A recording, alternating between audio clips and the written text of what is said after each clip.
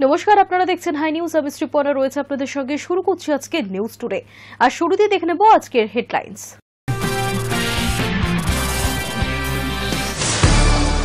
প্রাথমিকে ৩২,০০০ শিক্ষকেরই চাকরি বহাল। অভিজিৎ গঙ্গোপাধ্যায়ের নির্দেশ খারিজ। চাকরি বাতিল হলে বিরূপ প্রভাব পড়বে জানালো হাইকোর্টের ডিভিশন বেঞ্চ। ভয় পাবেন না, এসআইআর আবহে মালদা থেকে অভয় বার্তা মুখ্যমন্ত্রীর। কাউকে ডিটেনশন ক্যাম্পে যেতে দেওয়া হবে না বলেও অভয় বার্তা মুখ্যমন্ত্রীর। অনুপ্রবেশকারীদের জন্য কি আমাদের রেড কার্পেট বিছিয়ে দেওয়া উচিত? ভারতে থাকা রোহিঙ্গাদের নিয়ে এক মামলায় কড়া সুরে এমনই প্রশ্ন তুলল দেশের সর্বোচ্চ আদালত। এসআইআর ইস্যুতে উত্তাল রাজ্য রাজনীতি। এরই মধ্যে ট্রেন থেকে উদ্ধার একাধিক ভোটার কার্ড। চাঞ্চল্য ছড়ালো নদিয়ার নবদ্বীপে প্রতাপনগর হাসপাতাল রোডে। আগামী সপ্তাহে এসআইআর আলোচনায় রাজি কেন্দ্র। শীতকালীন অধিবেশনের শুরু থেকেই এসআইআর নিয়ে আলোচনা চেয়েছে বিরোধীরা। বিরোধীদের চাপে আগামী সপ্তাহেই এসআইআর আলোচনায় রাজি কেন্দ্র। সম্ভবত ৯ এবং ১০ই ডিসেম্বর আলোচনা হবে এসআইআর নিয়ে। শীতকালীন অধিবেশনের শুরু থেকেই এসআইআর নিয়ে আলোচনা চেয়েছে বিরোধীরা।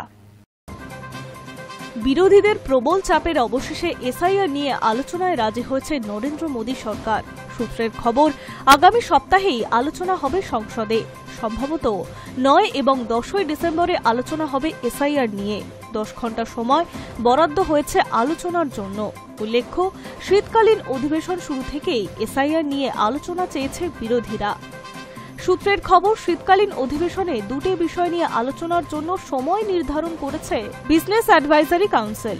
জানা গিয়েছে, আগামী ৮ই ডিসেম্বর সোমবার বন্দে মাতরম নিয়ে আলোচনা হবে সংসদে। তারপরে ২ দিন স্থির করা হবে এসআইআর নিয়ে আলোচনার জন্য। অর্থাৎ ৯ থেকে ১০ই ডিসেম্বর আলোচনা হবে এই বিতর্কিত ইস্যু নিয়ে। ১০ ঘণ্টা সময় বরাদ্দ হয়েছে এই দুই বিষয় আলোচনার জন্য। জানা গিয়েছে, আগামী সোমবার বন্দে মাতরম সংক্রান্ত আলোচনা শুরু করবেন প্রধানমন্ত্রী নরেন্দ্র মোদী। কংগ্রেস সাংসদ কে সুরেশ বলেন, বিএসির বৈঠকে সিদ্ধান্ত নেওয়া হয়েছে বন্দে মাতরম এবং ভোটার তালিকা সংশোধন নিয়ে আলোচনা হবে। সোমবার প্রধানমন্ত্রী নিজে উপস্থিত থাকবেন সংসদে। তিনি বন্দে মাতরম নিয়ে আলোচনার সূচনা করবেন। পরে সাংসদ মন্ত্রী কিরেন রিজিজু জানান, ৯ই ডিসেম্বর দুপুর ১২টা থেকে সংসদে শুরু হবে এসআইআর আলোচনা। তবে সেই আলোচনায় প্রধানমন্ত্রী উপস্থিত থাকবেন কিনা তা জানা যায়নি। শীতকালীন অধিবেশনের প্রথম দিন থেকেই এসআইআর নিয়ে বিরোধীদের আলোচনার দাবিতে তপ্ত হয়ে উঠেছে সংসদ। সোমবার দফায় দফায় মুলতবি করে দিতে হয় লোকসভার অধিবেশনে। সেই একই ছবি মঙ্গলবারও। বিরোধী শিবিরের সম্মিলিতভাবে বিক্ষোভ দেখানোর দফায় দফায় মুলতবি করে দিতে হয়েছিল অধিবেশন। সরকারের দাবি না মানায় সংসদ চত্বরে ফের বিক্ষোভ দেখাতে শুরু করে বিরোধী শিবির। সেই বিক্ষোভের চাপে এবার সুর নরম করল কেন্দ্র সরকার। Hi news network.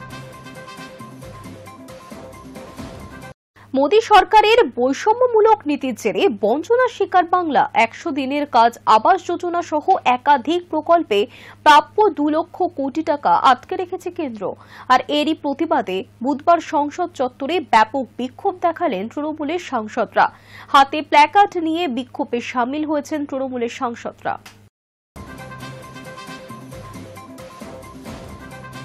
মোদী সরকারের বৈষম্যমূলক নীতির জেরে বঞ্চনার শিকার বাংলা। ১০০ দিনের কাজ আবাস যোজনা সহ একাধিক প্রকল্পে প্রাপ্য ২ লক্ষ কোটি টাকা আটকে রেখেছে কেন্দ্র। এরই প্রতিবাদে বুধবার সংসদ চত্বরে ব্যাপক বিক্ষোভ দেখালেন তৃণমূল সাংসদরা। হাতে প্ল্যাকার্ড নিয়ে এদিন বিক্ষোভে সামিল হন তৃণমূল সাংসদ শতাব্দী রায়, কাকলি ঘোষ দস্তিদার, জুন মালিয়া সহ অন্যান্য সাংসদরা। মঙ্গলবার নবান্ন থেকে রাজ্যের ১৫ বছরের উন্নয়নের পাঁচালী তুলে ধরে বাংলার প্রতি বঞ্চনার অভিযোগ তুলে কেন্দ্রের মোদী সরকারের বিরুদ্ধে সরব হয়েছিলেন মুখ্যমন্ত্রী মমতা বন্দ্যোপাধ্যায়। তিনি বলেন, জিএসটি বাবদ রাজ্যেরও টাকা নিয়ে চলে যাচ্ছে কেন্দ্র। রাজ্যের প্রাপ্য প্রায় ২ লক্ষ কোটি টাকা আটকে রয়েছে। এর পাশাপাশি কোন কোন খাতে রাজ্যের টাকা আটকে রাখা হয়েছে তারও বিস্তারিত হিসেব দেন মুখ্যমন্ত্রী। এরপরে বুধবার সংসদ চত্বরে আক্রমণাত্মক মেজাজে দেখা গেল তৃণমূল সাংসদদের। কালো প্ল্যাকার্ড হাতে তৃণমূল সাংসদরা বিজেপি সরকারকে ধিক্কার দিয়ে স্লোগান তোলেন। অভিযোগ তোলা হয়, রাজ্যের বকেয়া ২ লক্ষ কোটি টাকা আটকে রাখা হয়েছে কেন্দ্রের তরফে। অবিলম্বে সেই বকেয়া টাকা মেটাতে হবে মোদী সরকারকে। এর পাশাপাশি বুধবার কংগ্রেস সভাপতি মল্লিকার্জুন খার্গের ডাকা ইন্ডিয়া জোটের বৈঠকে এদিন যোগ দেয় তৃণমূল। শীতকালীন অধিবেশনে বিরোধীদের রণকৌশল কি হবে সেই বিষয়ে বিস্তারিত আলোচনা হয় এই বৈঠকে। বৈঠক শেষে নয়া শ্রম আইনের বিরুদ্ধে সংসদ চত্বরে বিক্ষোভ দেখান ইন্ডিয়া জোটের নেতৃত্বরা। এই বিক্ষোভে সোনিয়া গান্ধী, রাহুল গান্ধী, মল্লিকার্জুন খার্গেদের পাশাপাশি তৃণমূলের তরফে উপস্থিত ছিলেন সাংসদ মালা রায় ও রাজ্যসভার সাংসদ Dola Sen. Hi news network.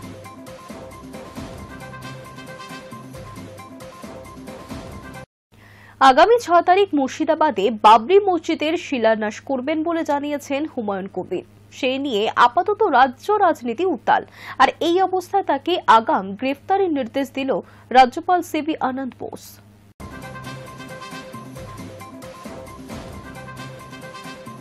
আগামী 6 তারিখ মুর্শিদাবাদে বাবরি মসজিদের শিলান্যাস করবে বলে জানিয়েছিল হুমায়ুন কবির। সেই নিয়ে আপাতত রাজ্য রাজনীতি উত্তাল। একদিকে রাজ্যের আইন শৃঙ্খলার অবনতি হওয়ার আশঙ্কা করছে অনেকে, অন্যদিকে হুমায়ুনের পরপর হুঁশিয়ারি পরিস্থিতি আরও উত্তেজক করছে। এই অবস্থায় তাকে আগাম গ্রেফতারের নির্দেশ দিলেন রাজ্যপাল সিবি আনন্দ বোস। হুমায়ুন কবিরের সাম্প্রতিক মন্তব্য ও ঘোষণা নিয়েই রাজ্যের আইন শৃঙ্খলা অবনতি হওয়ার আশঙ্কা আগাম পদক্ষেপের নির্দেশ দিয়েছে রাজ্যপাল বোস। জানা গেছে, এই বিষয়ে রাজ্য সরকারকে ইতিমধ্যে চিঠিও পাঠিয়েছেন তিনি। রাজ্যপালের মতো হুমায়ুন কবিরের বক্তব্য বা পরবর্তী পদক্ষেপ আইন শৃঙ্খলার অবনতি হলে প্রিভেন্টিভ অ্যারেস্ট করতেই হবে। রাজ্যপালকে সতর্ক করেছে রাজ্য প্রশাসন, ব্যবস্থা না নিলে তিনি নিজেই প্রয়োজনীয় পদক্ষেপ গ্রহণ করবেন। হুমায়ুন কবির মুর্শিদাবাদের জাতীয় সড়ক অবরোধ করার ডাক দিয়ে ফেলেছেন ইতিমধ্যেই। একই সঙ্গে মহকুমা পুলিশ আধিকারিক কলার ধরার হুঁশিয়ারিও দিয়েছেন তিনি।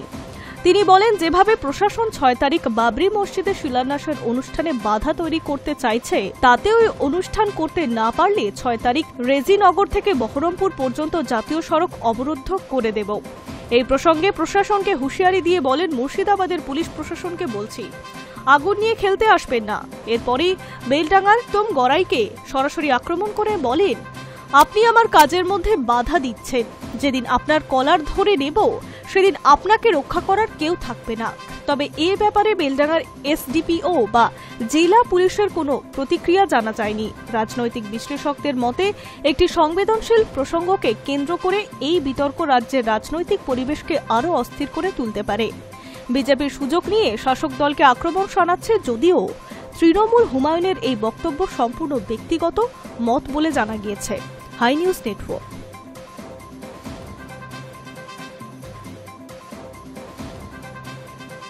টেন্ডারের কাজ শেষ, প্রাথমিক ধাপ শেষের পর এবার ভিত তৈরির পালা। চলতি মাসেই নিউ টাউনে মুখ্যমন্ত্রীর প্রস্তাবিত দুর্গাঙ্গনের ভিত পুজো হয়ে যাবে।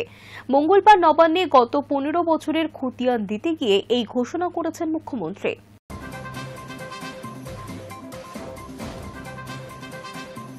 টেন্ডারের কাজ শেষ, প্রাথমিক ধাপ শেষের পর এবার ভিত তৈরির পালা।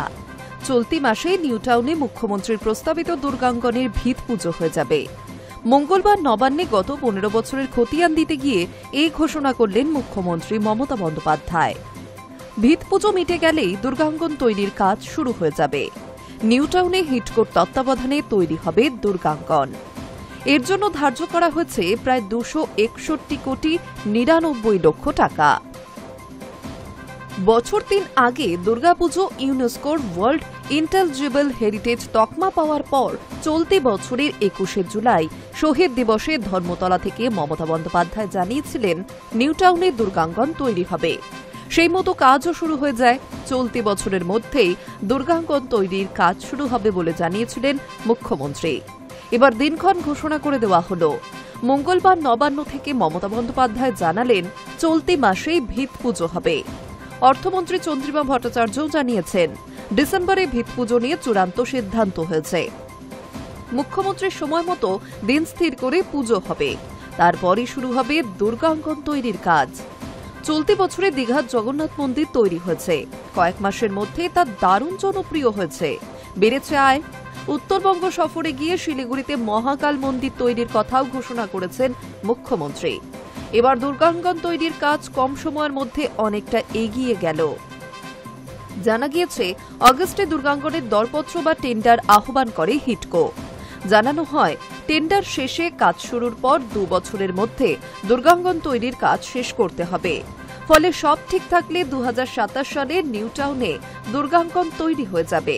তার আগে অবশ্য ডিসেম্বরে দুর্গাঙ্গনের ভিত পুজো কবে হয় সেদিকেই নজর থাকছে। Hi news network.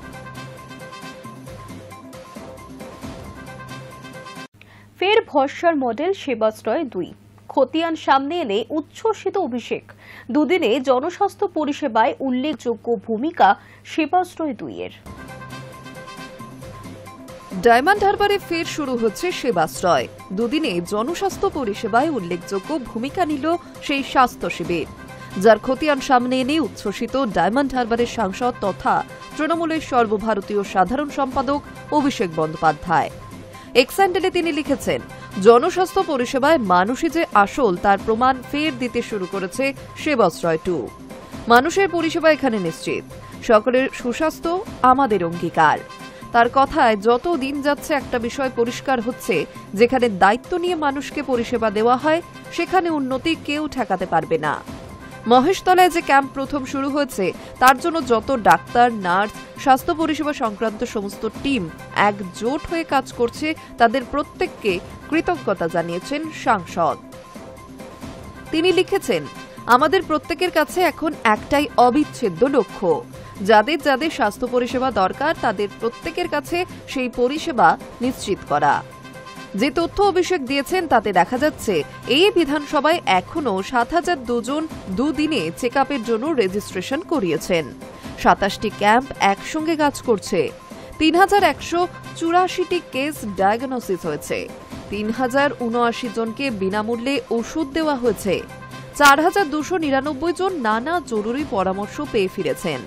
১৬৬ জনকে ইতিমধ্যেই উন্নত চিকিৎসার জন্য ভালো হাসপাতালে রেফার করা হয়েছে। অভিষেক লিখেছেন, এই স্বাস্থ্য শিবির মডেল হয়ে উঠছে। সহানুভূতির সঙ্গে দক্ষতার সঙ্গে মানুষের কাছে চিকিৎসা পরিষেবা পৌঁছে দেওয়া হচ্ছে। Hi news network.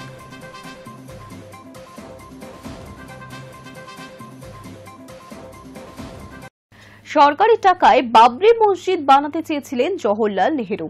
সম্প্রতি এমনই বিস্ফোরক দাবি করলেন প্রতিরক্ষা মন্ত্রী রাজনাথ সিং। দেশের জনগণের টাকায় বাবরি মসজিদ বানাতে চেয়েছিলেন দেশের প্রথম প্রধানমন্ত্রী জওহরলাল নেহেরু। সম্প্রতি এমনই বিস্ফোরক দাবি করলেন কেন্দ্রীয় প্রতিরক্ষা মন্ত্রী রাজনাথ সিং।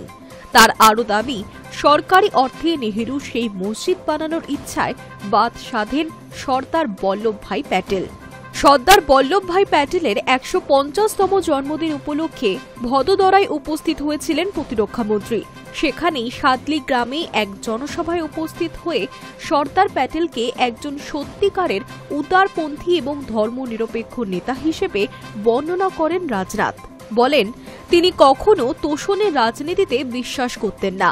এরপরই বাবরি মসজিদের প্রসঙ্গ টেনে তিনি বলেন, পণ্ডিত জওহরলাল নেহেরু জনগণের টাকায় বাবরি মসজিদ নির্মাণ করতে চেয়েছিলেন। তার সঙ্গে প্রস্তাবের বিরোধিতায় সরব হয়েছিলেন সর্দার বল্লভভাই প্যাটেল। সরকারি টাকায় তিনি বাবরি মসজিদ নির্মাণের অনুমতি দেননি। এরপর নেহেরু সোমনাথ মন্দির পুনরুদ্ধারের বিষয় উত্থাপন করলে প্যাটেল স্পষ্ট ভাষায় জানিয়ে দেন, এই মন্দিরের প্রসঙ্গ ভিন্ন, কারণ ওই মন্দির পুনরুদ্ধারের জন্য প্রয়োজনীয় ৩০ লক্ষ টাকা সাধারণ মানুষ দান করেছিলেন।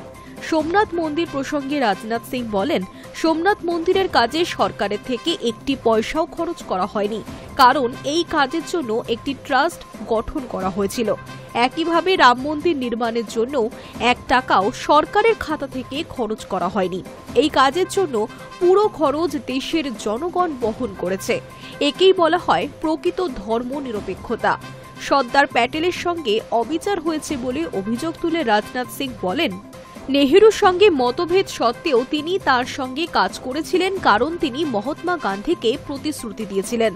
নেহেরু ১৯৪৬ সালে কংগ্রেস সভাপতি হয়েছিলেন, কারণ গান্ধীর পরামর্শে প্যাটেল তার মনোনয়ন প্রত্যাহার করেছিলেন। এত কিছুর পরও কিছু মানুষ ভারতের রাজনীতি থেকে সর্দার প্যাটেলের উত্তরাধিকার মুছে ফেলার চেষ্টা করেছিল।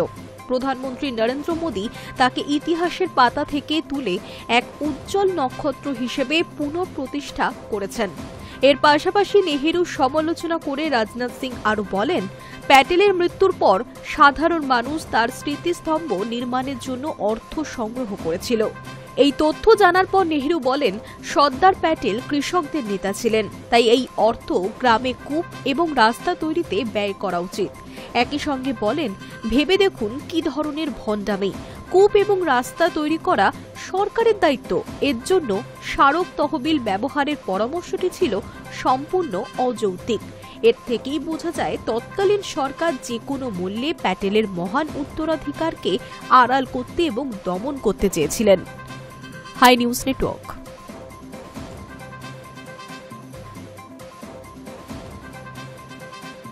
এনডিএতে যাচ্ছেন হেমন্ত সোরেন, এমনটাই শোনা যাচ্ছে রাজনৈতিক মহলে। সূত্রের খবর, সম্প্রতি স্ত্রী কল্পনাকে সঙ্গে নিয়ে বিজেপির এক শীর্ষ নেতার সঙ্গে দেখা করেছেন হেমন্ত।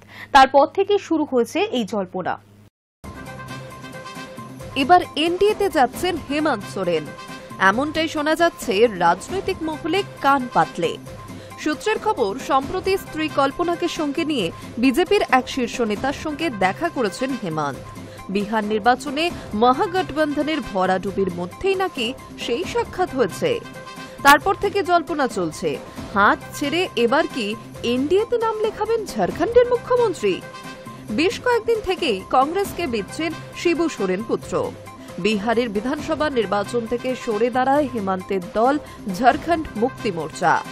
তাদের অভিযোগ, কংগ্রেস এবং আরজেডির রাজনৈতিক ষড়যন্ত্রের শিকার হয়েই তারা এই সিদ্ধান্ত নিতে বাধ্য হয়েছে।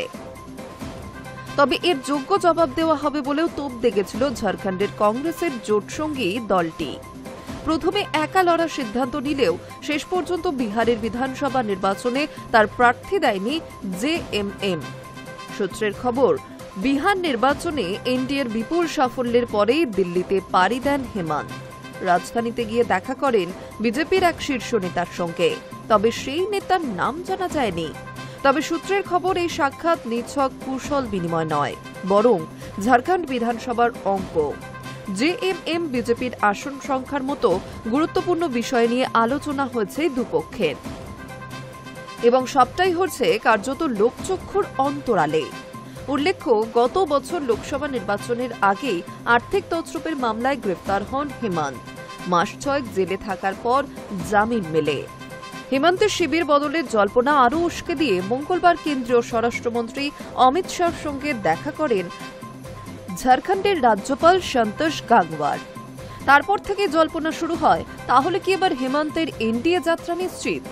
উল্লেখ্য, ঝাড়খণ্ডে সরকার গড়তে 41 আসনের প্রয়োজন। হেমন্তের দল থেকে রয়েছেন 34 বিধায়ক, তার সঙ্গে বিজেপি 21, এলজেপি 800, জেডিইউ এর একজন করে বিধায়ক যোগ হলেই 58 আসন চলে যাচ্ছে এনডিএর কাছে। ফলে প্রশ্ন উঠছে, পাল্টির জেরে আরও এক রাজ্যে ক্ষমতা হারাবে Congress. Hi news network. Darjeeling এর কমলা লেবুর নাম তো সকলেরই শোনা। দার্জিলিং কালিম্পংয়ে সেই কমলা লেবু এতদিনে পেল জিআই ট্যাগ। কবি জীবনানন্দ দাশ লিখেছিলেন, আবার যেন ফিরে আসি কোনো এক শীতের রাতে, একটা হিম কমলা লেবুর করুণ মাংস নিয়ে, কোনো এক পরিচিত মুমূর্ষুর বিছানার কিনারে। সম্ভবত দার্জিলিংয়ের কমলা লেবুর কথাই বলেছিলেন কবি। সেই সময় নাগপুরের কমলা লেবু কলকাতায় বিশেষ আসত না। হিমাচলের কিন্নুর জন্মও হয়নি তখনও। দার্জিলিং কালিম্পংয়ে সেই কমলা লেবু এতদিনে জিআই ট্যাগ পেল। পাহাড়ি হাওয়া, সিক্ত মাটি, নির্দিষ্ট উচ্চতা আর প্রজন্মের পর প্রজন্ম ধরে চলে আসা ঐতিহ্য, সব মিলিয়ে দার্জিলিং ও কালিম্পং পাহাড়ের কমলা লেবুর পরিচয় অনন্য। বাংলা ও বাঙালি শৈশব, শীতকাল, ত্বকের চর্চা, ছোটবেলার খুনসুটির সঙ্গে মিশে গিয়েছে কুইন অব দ্য হিলস। এতদিনের সেই সরেস ফল দার্জিলিং ম্যান্ডারিনকে আনুষ্ঠানিকভাবে জিআই ট্যাগ দিয়েছে ভারতের জিআই রেজিস্ট্রি। এটি পশ্চিমবঙ্গের 11তম কৃষিজ পণ্য যা জিআই স্বীকৃতি পেল। জিআই ট্যাগ সাধারণত সেই সমস্ত পণ্যকে দেওয়া হয় যেগুলির স্বাদ, গুণমান, গঠন ও খ্যাতি নির্ভর করে নির্দিষ্ট ভৌগোলিক স্থানের উপর। দার্জিলিং ম্যান্ডারিন বহুদিন থেকে সেই মানদণ্ড পূরণ করেছে। এক নজরে দেখে নেওয়া যাক দার্জিলিংয়ের কমলার ইতিহাস। দার্জিলিং ম্যান্ডারিনের ইতিহাসের লিখিত বিবরণ পাওয়া যায়। 1907 সালে বেঙ্গল ডিস্ট্রিক্ট গেজেটে তা প্রকাশিত হয়েছিল।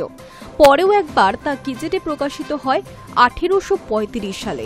দুটি বইতেই উল্লেখ আছে দার্জিলিং ও কালিম্পংয়ে প্রচুর কমলা উৎপাদন হতো। এগুলি কলকাতায় রপ্তানিও করা হতো। স্থানীয় অর্থনীতির বড় ভরসা ছিল পাহাড়ি কমলা। ভারতে উৎপাদিত সমস্ত কমলা লেবুর মধ্যে ম্যান্ডারিন শ্রেণীর এলাকা ভিত্তিক চাষ সবচেয়ে বেশি। এর মধ্যে দার্জিলিং ম্যান্ডারিন এবং খাসি ম্যান্ডারিন দুটি উচ্চমানের হিল অরেঞ্জ। দার্জিলিংয়ের ফলের গন্ধ, রসালো পাল্প, মিষ্টি টক ভারসাম্য, পাতলা খোসার কারণেই বিশেষ চাহিদা রয়েছে। Hi news network.